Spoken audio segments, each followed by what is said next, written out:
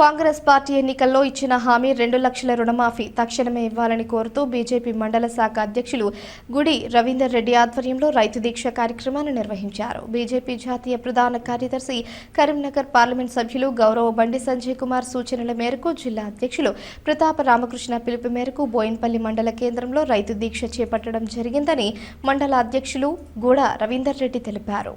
ఈ సందర్భంగా మండల అధ్యక్షులు గుడి రవీందర్ రెడ్డి మాట్లాడుతూ కాంగ్రెస్ ప్రభుత్వం అధికారంలోకి రాకముందు ఇచ్చిన వాగ్దానాలను వెంటనే అమలు చేయాలని రైతు దీక్ష చేపట్టడం జరిగిందని అన్నారు.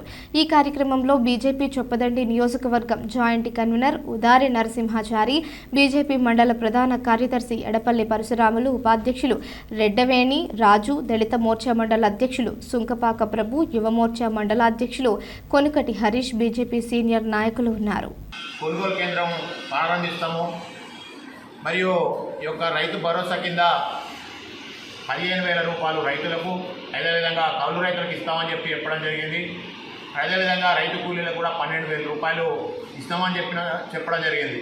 ఎందుకంటే రైతులను హామీలు ఇచ్చి రైతులను మోసం చేసినటువంటి యొక్క కాంగ్రెస్ ప్రభుత్వానికి ఇదివరకు ఏ విధంగా అయితే బీఆర్ఎస్ ప్రభుత్వానికి గుణపాఠం చెప్పారో, అదేవిధంగా రానున్న రోజుల్లో ఈ యొక్క కాంగ్రెస్ ప్రభుత్వానికి ఈ యొక్క ప్రజలు రైతులు గుణపాఠం చెప్తారు, ఈ యొక్క రైతులు గోరి కడతారని చెప్పడం జరుగుతూ ఉంది.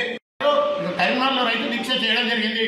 దానికి ప్రత్యేకించి ముఖ్యంగా రైతులు వాళ్ళకి చెప్పకుండా కానీ స్వచ్ఛందంగా వచ్చి ఈ యొక్క సంఘీభావాన్ని తెలపడం జరిగింది. కాబట్టి రానున్న రోజుల్లో భారతీయ జనతా పార్టీ రైతులకు, ప్రజలకు ప్రతి ఒక్కరికి అండదండగా ఉంటుందని తెలియజేస్తూ ఈ రైతు దీక్షకు ఇచ్చేసినటువంటి భారతీయ జనతా పార్టీ యొక్క నాయకులకు, కార్యకర్తలకు ప్రతి ఒక్కరికి పేరు పైన ధన్యవాదాలు తెలియజేస్తూ జై బీజేపీ.